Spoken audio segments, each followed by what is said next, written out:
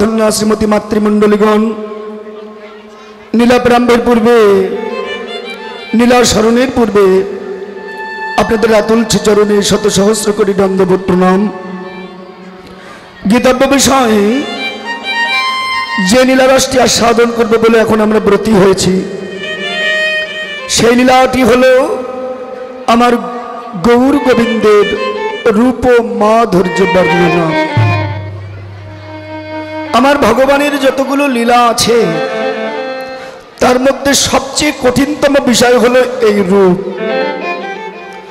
रूप हलो दुई प्रकार, एकटा हलो जागतिक एकटा हलो पारमार्थिक, एकटा हलो गौण एकटा हलो मोक्ष, एकटा हलो तथ्य एकटा हलो तत्व, एकटा हलो रूप और एकटा हलो स्वरूप। जीवेर যতদিন स्वरूप दर्शन ना হচ্ছে ততদিন সেই জীব ঈশ্বরকে চিনতে পারে না। আগে জানতে হবে আমি কে, আমি কোথায় ছিলাম, আমি কোথায় এলাম, আমার কর্তব্য কি, কর্তব্য অন্তে আমি কোথায় ফিরে যাব, কে আমাকে এনেছিল, কে আমাকে নিয়ে যাবে, কেন জগতে আসা আর কেনই বা জগৎ ছেড়ে চলে যাব। মানুষের ডেফিনেশন কি মানুষ এটা ভুলে গেছে। কি বাবা তাহলে ভেবে দেখুন, আগে ভগবানকে চিনতে গেলে আগে নিজেকে চিনতে হবে। কে আমি, কি আছে আমার মধ্যে, কোন শক্তি বলে বেলায় আমি চলে বলে, কোন শক্তির অবর্তমানে এ দেহ হইব পতন। এই সন্ধান যদি কেউ জানে তবেই মানুষ ঈশ্বর সত্তাকে জানতে পারে, এর আগে নয়। এই যে মায়েরা যাদের একান্ত ভালো লাগছে না দয়া করে তারা বাইরে চলে যেতে পারেন, কিন্তু কথা বলা যাবে না এখানে। সবাইয়ের চরণ ধরে মিনতি জানাচ্ছি, আমাদের মুখ বিশেষ সুবিধার নয়, হয়তো কি বলতে কি বলবো আপনাদের সেন্টিমেন্টে লাগবে, কথা বলবেন না। খুব ধৈর্য ধরে কথাগুলো শোনার দরকার। কীর্তন যেটা যে বস্তু, আজকাল আমাদের মতো কীর্তন সমাজ কীর্তনটাকে এমন ধ্বংসের পথে নিয়ে গেছে যে কীর্তন প্রায় শেষ। এই জন্য কথাগুলো একটু বসুন বাবা।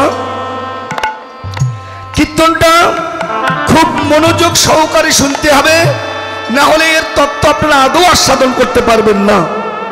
একটু কথাগুলো মন দিয়ে শুনুন, কথা নয়। সারা জীবন ভগবান ভগবান করে সমস্ত বিশ্ব ছুটে পেলাম। আচ্ছা বলুন তো, ভগবানকে পেয়েছি তো? কেন পাইনি?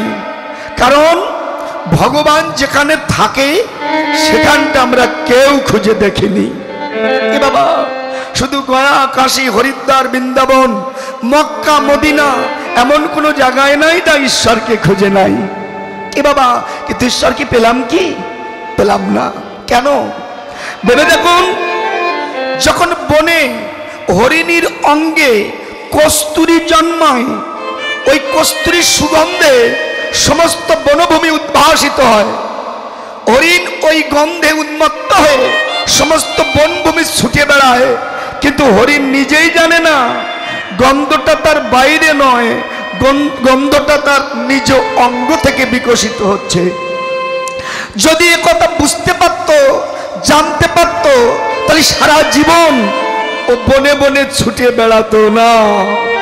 তদনুরূপ এই জগতে আপনি আমি সারা জীবন গয়া, কাশী, হরিদ্বার, বৃন্দাবন সমস্ত জায়গায় ঈশ্বরকে খুঁজি, কিন্তু ভগবান যেখানে থাকে সেখানটা কেউ খুঁজে দেখলাম না। মায়েরা জানেন, এই জন্য একজন 2 লক্ষ টাকা তুলেছে, বাইরে ব্যবসা করে, তো ট্রেনে 2 দিনের রাস্তা যাচ্ছেন, এখন এক চোর তা বুঝেছেন, মনে মনে চিন্তা করছে বাবুর কাছ থেকে যে করে হোক টাকাটা নিতে হবে। বাবু যে ট্রেনের টিকিট কেটেছেন, চোরও ওর পাশের সিটের টিকিট কেটেছেন, তো দুজন পাশাপাশি বসে আছে। তো চোর জিজ্ঞাসা করছে, বাবু আপনি আমাকে চিনতে পারেন? বলছে না, চিনি না। সে কি? আপনার আত্মীয়ের বাড়ির পাশে আমার বাড়ি, কতবার গেলাম আর এলাম, এক জায়গায় বসে কত চা খেলাম, গল্প করলাম, আপনি চিনতে পারছেন না? বাবু বলছে বাবা বুড়ো হয়ে গেছি তো মনে পড়ছে না। চোর মনে মনে চিন্তা করছে যে করেই হোক বাবুর কাছ থেকে টাকা নিতে হবে। তো ট্রেনে তো সব ব্যবস্থা আছে, বাবু যেই বাইরে যাবেন আমি টাকা পয়সা ব্যাগ বাটি নিয়ে পালিয়ে যাব, মানে চোরের যা উদ্দেশ্য। যাই হোক, যেই বাবা সেই কাজ। হঠাৎ করে বাবুর বাহ্যিক ক্রিয়া পেয়েছে, চোরকে ডেকে বলছে বাবা আমি একটু বাইরে যাচ্ছি, তুমি আমার কথা নিও, এক ব্যাগ রইল দেখো, আমি যাব আর আসব। চোর মনে মনে চিন্তা করছে হায় ভগবান, আমি তো তাই চাই, এই জন্য তো বসে আছি। যেই মাত্র বাবু বাইরে গেছে, চোর তন্ন তন্ন করে ওর প্যাকেট খুঁজছে, কিন্তু কোথাও টাকা পেল না।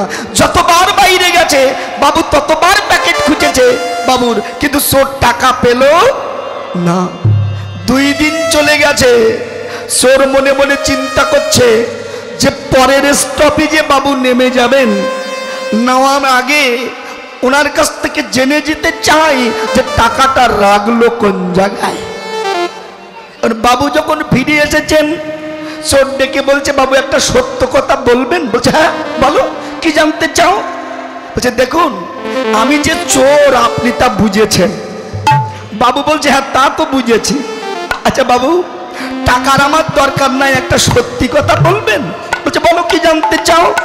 দেখুন এই যে 2 দিন আপনি যতবার বাইরে গেলেন আমি ততবার প্যাকেট খুঁজলাম, আচ্ছা টাকা পেলাম না কেন বলুন তো, টাকাটা কোথায় রেখেছেন? বাবু ডেকে বলছে বাবা টাকাটা বাইরে কোথাও রাখিনি, এখানেই ছিল। সে কি, তো বাইরে কোথাও রাখেননি, আপনি নিয়ে যাননি, তো টাকা পেলাম না কেন?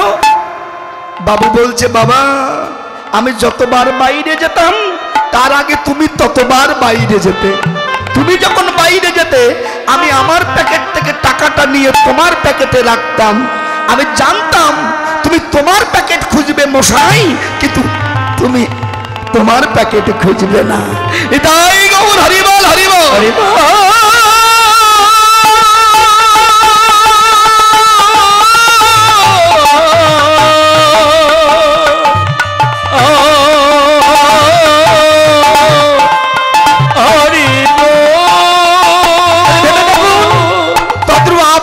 সারা জীবন বাইরে খুঁজে গেলাম, কিন্তু আমার দেহের মধ্যে কি আছে আমি নিজেই তা সন্ধানই জানি না।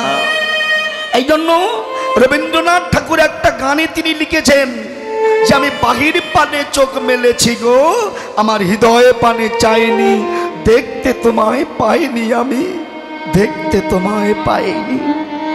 এই জন্য নিজের স্বরূপকে আগে জানতে হবে, আর তার জন্য কি প্রয়োজন? গুরু কৃপাহি কেবলম। দেখেছেন, এই জন্য গুরুচরণ আশ্রয় করে যারা গৌর গোবিন্দ ভজন করছে তারা অনায়াসে ভগবানের সেই স্বরূপকে জানতে পারে। চলুন আমরা সেই স্বরূপের কথাগুলো আস্বাদন করব। আপনারা কেউ কথা বলবেন না, চিত্ত নিবেশ করে আস্বাদন করবেন। জানি লীলা পরিবেশনের মধ্যে অনেক ভুল অনেক ত্রুটি হবে, হওয়াটাই স্বাভাবিক, কারণ রামকৃষ্ণ পরমহংসদেব বলেছিলেন ওরে নরেন অনেক কথার অনেক দোষ, একটু ভেবে চিনতে কথা কোষ। ভাবলি অনেক বললি বটে সব ঠিক হলো, কিন্তু না রে না, যে বেশি কথা বলে ভুল কিন্তু তারই হয়। যাই হোক, নয় নয় করে 2-3 ঘন্টা বকতে হবে। আপনার সাধুগুরু বৈষ্ণব নিজ গুণে কৃপা করবেন, যেন আপনাদের কৃপার সলিলে অবগাহন করে আমার রাধা গোবিন্দের সেই অমীয় রাধা গোবিন্দের সেই অমীয় লীলামৃত রসে আমরা সবাই সিঞ্চিত হতে পারি। নিতাই গৌর হরিবল হরিবল হরিবল হরিবল হরিবল।